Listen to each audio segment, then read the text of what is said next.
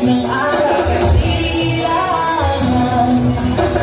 Ang gabi ng mahal, di ang gabi na may kapal.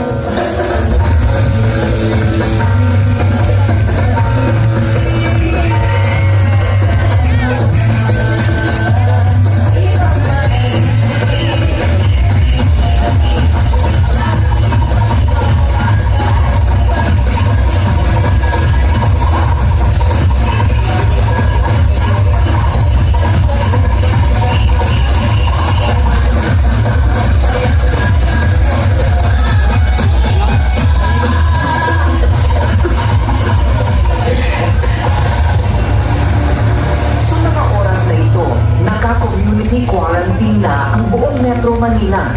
Ito ay dahil na rin sa pagtaas ng bilang ng mga nagpositibo sa coronavirus o COVID-19.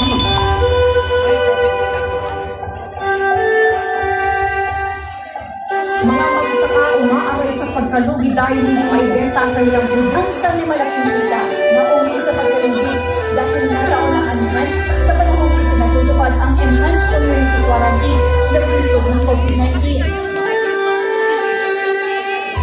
Hindi nag-atibili si Jenny Nicolas na yayain ng kanyang mga kamag-anak na tumulong sa kanilang kabarangay at mga pulis sa mga checkpoint sa kanilang lugar. Nakalagay